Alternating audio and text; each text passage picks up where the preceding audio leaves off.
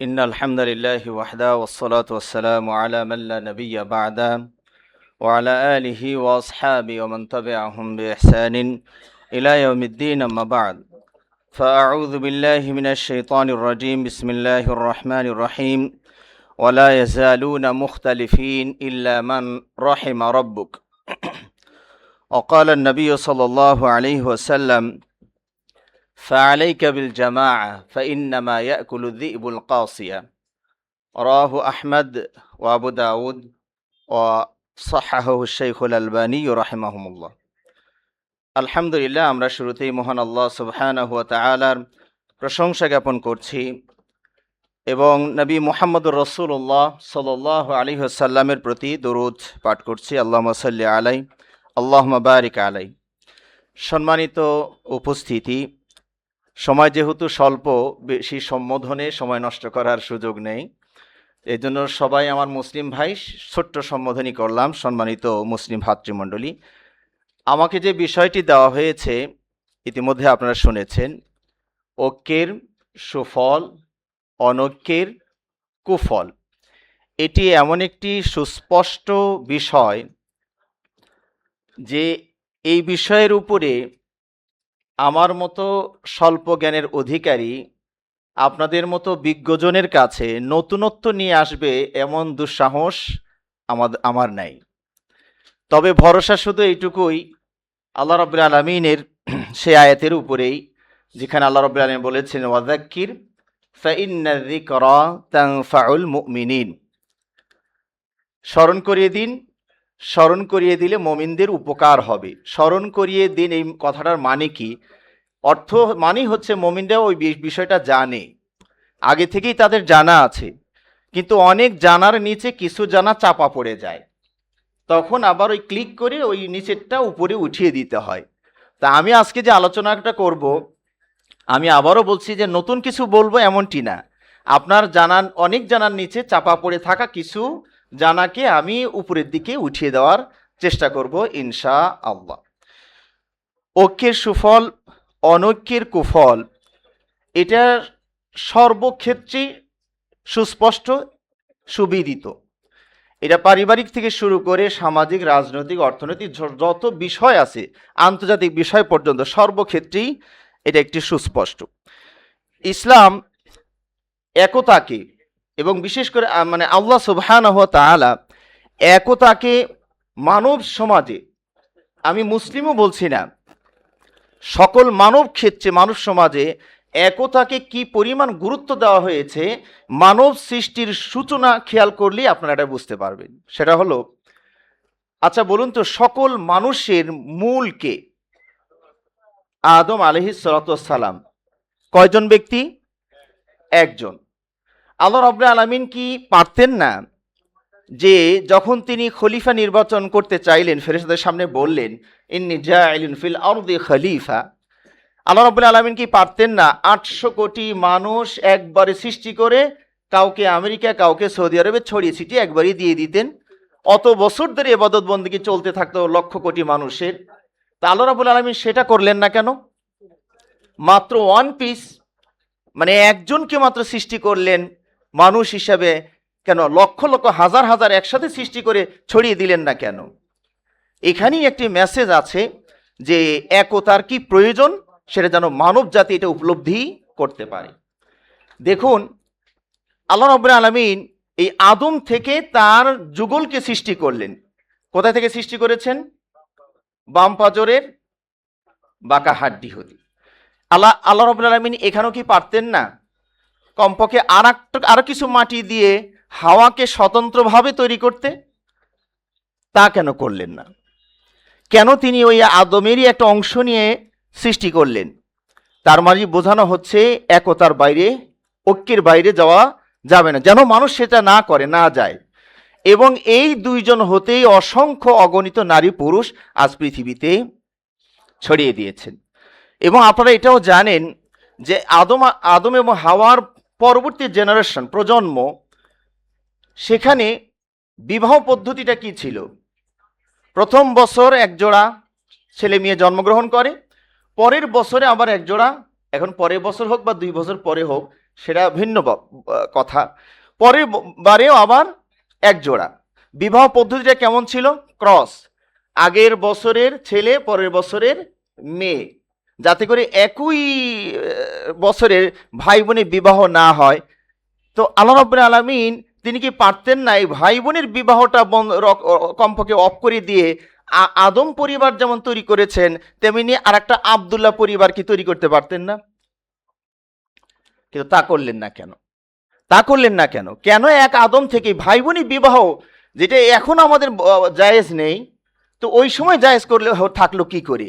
শুধুমাত্র আমার কাছে মনে হয়েছে মানব জাতি যেন ঐক্যকে বুঝতে পারে, এইটুকুর কারণে শাখা মাসলাতে আল্লাহ ছাড় দিয়ে হলেও ঐক্য যেন বিনষ্ট না হয়, এক রক্তে সব গড়ে গড়ে ওঠে, এই মেসেজটা আল্লাহ দেওয়ার জন্যই এখানে আল্লাহ রাব্বুল আলামিন ভিন্ন কোনো বংশ, ভিন্ন কোনো যুগল আল্লাহ তৈরি করেননি। না হলে সম্ভব ছিল আল্লাহ আদম পরিবার যেমন তৈরি করেছেন আর একটা আবদুল্লাহ পরিবার নাম দিয়ে আর একটা পরিবার তৈরি করতেন আলাদা, এদের ছেলে মেয়েদের মাঝে বিবাহ বন্ধনের ব্যবস্থা থাকতো। এখানে একটা শক্ত মেসেজ আছে। এরপরে দেখুন আল্লাহ রাব্বুল আলামিন সমগ্র মানবকে ঐক্যবদ্ধ থাকার জন্য কি বলেছেন? ওমা খালাকতুল জিন্না ওয়াল ইনসা ইল্লা লিয়াবুদুন। এক আল্লাহর ইবাদত করতে হবে, তার মানে একতাই থাকতে হবে, ভিন্নতায় যাওয়া যাবে না। কিন্তু আমরা মানুষ কি করেছি সেটা আপনাদের কাছে অস্পষ্ট নয়, সুস্পষ্ট। তো আমি যেহেতু আমার বিষয় ঐক্যের সুফল অনৈক্যের কুফল, আমি কয়েকটি আয়াত এবং হাদিস থেকে কিছু মাসআলা বের করে আপনাদেরকে জানানোর চেষ্টা করছি। দেখুন, প্রসিদ্ধ যে আয়াতটি আপনারা জানেন, ওয়াতাসিমু বিহাবলিল্লাহি জামিআন ওয়া লা তাফাররাকু, অনুবাদের প্রয়োজন আছে এটা আমি মনে করছি না। এই আয়াত থেকে আমার এই বিষয়ের সাথে ঐক্যের সুফল অনৈক্যের কুফল কিভাবে মাসাটা আমরা বের করতে পারি? আমরা যদি ঐক্যবদ্ধ থাকি তাহলে কমপক্ষে আমাদের লাভ হবে এতটুকু, সুফল এতটুকুই যে আমরা আমাদের মালিকের কথা মতো কাজ করতে পেরেছি, আমরা ঐক্যবদ্ধ থাকতে পেরেছি। যখনই বিচ্ছিন্ন হয়ে যাব তখনই আমার কুফল যে আমি আমার রবের কথা মানতেই পারিনি। 2 নম্বর আয়াতটা দেখুন, আল্লাহ রাব্বুল আলামিন বলছেন ওয়াতিউ আল্লাহ ওয়া রাসূলাহু ওয়া লা তানাযাউ ফাতাফশালু ওয়া তাযহাবা রিহুকুম। এই একটি আয়াতই যথেষ্ট এই বিষয়টাকে সুস্পষ্ট করার জন্য। আল্লাহ রাব্বুল আলামিন কি বলছেন? যে তোমরা আল্লাহ এবং তার রাসূলের আনুগত্য করো এবং তোমরা পরস্পরে ঝগড়া বিবাদ মত দ্বৈততায় যেও না। ফাতাফশালু মানে কি? তোমরা ফেল পড়বে, ফাশিল হবে, অকৃতকার্য হবে, তোমরা সাহস হারাবে। আর কি? ওয়াতাযহাবা রিহুকুম, ওয়াতাযহাবু রিহুকুম, তোমাদের স্পিড, বাতাস, শক্তি, দাপট সব হারিয়ে যাবে, বিলুপ্ত হয়ে যাবে। আজকে দেখুন আমাদের সেটা হয়েছে কিনা। আজকে আমরা দলে দলে বিভক্ত হয়ে যাওয়ার কারণে আমাদের যে স্পিড থাকার কথা ছিল, যে দাপট শক্তি থাকার কথা ছিল, তা কিন্তু আজকে আমাদের ভিতরে নাই, তথা মুসলিম জাতির ভিতরে এখন সেটা বিলীন। এছাড়াও দেখুন আল্লাহ রাব্বুল আলামিন বলছেন যারা অনৈক্যের ভিতরে আসা যাওয়া মানে সৃষ্টি করেন তারা নবী সাল্লাল্লাহু আলাইহি ওয়াসাল্লামের মানহাজ এবং পথ এবং মত থেকে বিচ্যুত। যারা অনৈক্য সৃষ্টি করেন এটা হলো কুফল। আর যারা ঐক্যে থাকবেন তারা নবী সাল্লাল্লাহু আলাইহি ওয়াসাল্লাম মানহাজ বুঝেছেন, মেনেছেন, আমল করে যাচ্ছেন। দেখুন দলিল দেখুন, আল্লাহ রাব্বুল আলামিন বলছেন ইন্নাল্লাযীনা ফাররাকু দীনাহুম ওয়া কানু শিয়াআন লাস্তা মিনহুম ফি শাই। যারা নিজেদের দ্বীনকে খণ্ড বিখণ্ড করেছে, তারা নিজেরাও দলে দলে বিভক্ত হয়ে গিয়েছে, হে রাসূল আপনি তাদের কোনো কিছুর দায়িত্বে নন। তাহলে যারা আমরা বিভক্ত হয়ে যাচ্ছি তাদের দায়িত্বে আল্লাহ রসুল নাই, তার মানে কি আমার এই খণ্ড বিখণ্ডের এই মতবাদের ভিতরে রসুলের কোনো মানহাজ নাই, রসুলের কোনো মতপথ নাই। এটা একটা বিশাল বড় ক্ষতি নয়, পুরোটাই ক্ষতি। এটা শুধু ক্ষতি নয়, পুরোটাই ক্ষতি। যে আমি বিচ্ছিন্নতাবাদী বা হয়ে গেলে সেখানে আমি রসুলের আদর্শ থেকে বিচ্যুত হলাম। যারা এই দলে দলে বিভক্ত হয়ে আছেন তাদের আর একটা ক্ষতি হলো, আল্লাহ কোরআনে বলে দিয়েছেন ওয়ালা ইয়াজালুনা মুখতালিফিন ইল্লা মার রহিমা রব্বুক। এখানে খেয়াল করুন, আল্লাহ বলছেন তারা সর্বদাই মতভেদ করতেই থাকবে, তবে আপনার রব যার উপরে রহম করবে। খেয়াল করুন, তাহলে যাদের প্রতি রহম আছে তারা বিভক্ত হবে না, যাদের প্রতি আল্লাহর রহম ছুটে গেল তারাই বিভক্ত হবে। কত বড় কথা, খেয়াল করেছেন কি? যারা বিভক্ত হলেন তারা আল্লাহর রহম থেকে বিচ্যুত হয়ে গেলেন। আর এটাই বাস্তবতা। দেখুন আজকে যারা আমরা আমি মনে করি বাংলাদেশ জমিয়তে আহলে হাদিস বাংলাদেশের প্রেক্ষাপটে, বিশ্ব প্রেক্ষাপটে বলার ক্ষমতা এখন যোগ্যতা যেহেতু আমাদের নাই, আমরা বাংলাদেশ প্রেক্ষাপটে বলতে পারি যে বাংলাদেশ জমিয়তে আহলে হাদিস আমাদের সহিহ সুন্নাহর জামাত হিসাবে এটা হচ্ছে একটা সাগর, আর এখান থেকে যারাই ছুটে বেরিয়েছেন তারা হলেন নদী। নদী যতই আস্ফালন দেখান, যতই স্রোত দেখান, সেটা কখনই সাগরে পরিণত হবে না। আর ওই তিমি মাছ সাগরে লাফালাফি করলেও টের পাওয়া যায় না, অথচ অত বড় মাছ, এত বড় নড়াচড়া, তারপরেও বোঝা যায় না। আর পুঁটি মাছ নদীতে নড়লেই টের পাওয়া যায়। কথা বুঝতে পেরেছেন? আবার এখান থেকে যারা শাখা প্রশাখায় নালা উপনালায় বের হয়ে গিয়েছেন, তাদের শুধু লাভ কতটুকু হয়েছে, নামের আগে হয়তো সভাপতি যোগ করা সম্ভব হয়েছে অথবা আমির যোগ করা সম্ভব হয়েছে। এই ব্যক্তিগত লাভ ছাড়া আর কোনো লাভ জাতিকে দিতে পেরেছেন এটা আমি বিশ্বাস করি না। আমি মনে করি কেউ যদি জমিয়ত থেকে আলাদা হয়ে যেতে চান, তাহলে তাকে এমন শক্তি অর্জন করতে হবে যে পুরো জমিয়তকে যেন তিনি আয়ত্তে আবার আনতে পারেন। না হলে বিচ্ছিন্ন হয়ে গেলে তো ওই কুয়ার মাছের মতো, পুকুরের মাছের মতো, পুঁটি মাছের মতো লাফালাফি হবে, পুরো যে মেইন যে উদ্দেশ্য সেটা বাস্তবায়ন হবে না। আল্লাহ আমাদেরকে বোঝার তৌফিক দান করুন। এই ভেদাভেদে যারা লিপ্ত হয়েছেন তাদের মধ্যে শিরিকের লক্ষণ আছে। এই দেখুন কোরআনের আয়াত, ওয়ালা তাকুনু মিনাল মুশরিকিন। আমার মনে হয় এত অর্থ বুঝে ফেললেন আপনারা। ওয়ালা তাকুনু মিনাল মুশরিকিন, তোমরা মুশরিকদের অন্তর্ভুক্ত হইও না। মুশরিক কারা? আল্লাহ নিজেই মিন দিয়ে বয়ান করে দিচ্ছেন, বর্ণনা করে দিচ্ছেন। মিনাল্লাযিনা ফাররাকু দীনাহুম ওয়া কানু শিয়া কুল্লু হিজবিন বিমা লাদাইহিম ফারিহুন। এই মুশরিক হলো তারা যারা দ্বীনকে খণ্ড বিখণ্ড করেছে। তাহলে যারা দলে দলে বিভক্ত হচ্ছেন তাদের ভিতরে শিরিকের গন্ধ আছে, অথচ আমরাই আবার শিরিক যেন না থাকে সেটা নিয়ে ওই যে তাবলিগে নেশাবের বইয়ের মতো হয়েছে। উপরে উপরে মানে শিরিকের বিরুদ্ধে আন্দোলন করতে গিয়ে নিচে লিখেছেন, এত বড় বুজুর্গের সন্তুষ্টি অর্জন আমার নাজাতের উসিলা হইবে মনি করিয়া বইটি লেখার মানে উদ্যত হইলাম। দেখেছেন লেখকের অবস্থা? যিনি শিরিকের বিরুদ্ধে কথা বলে আসলেন, 2 কলম নিচে উনি শিরিকে ডুবে গেলেন। এই হলো আমাদের অবস্থা। আল্লাহ আমাদেরকে সাবধান হওয়ার তৌফিক দান করুন। এবং যারা আমরা দলে দলে বিভক্ত হচ্ছি তাদের মাঝে কুফুরির গন্ধ আছে। এটা আরো মারাত্মক আয়াত, এটা বলি হয়তো সে চিকুরতে এসে গেছে। খেয়াল করুন, কুফুরের গন্ধ আছে।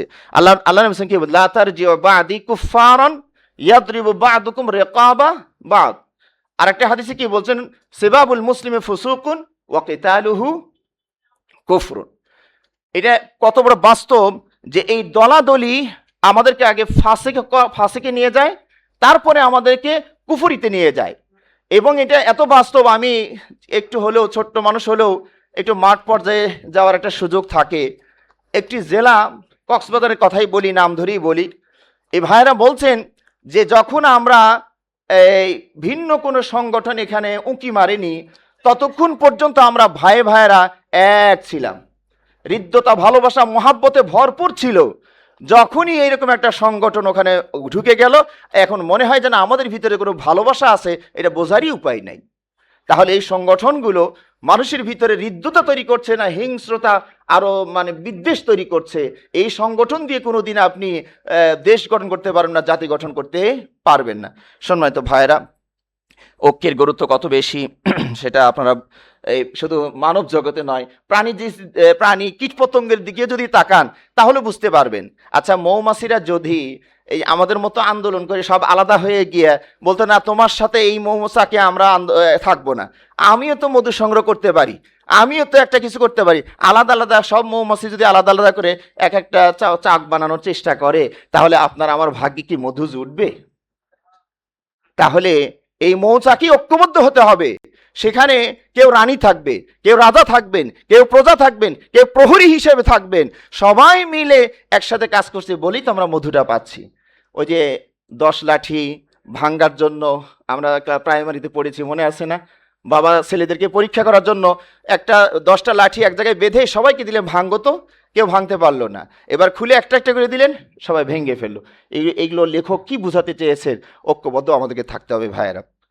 ওই যে আমাদের মুজাফর ভাই বলেছেন, ইখতিলাফ থাকবে, ইফতিরাক যেন না হয়।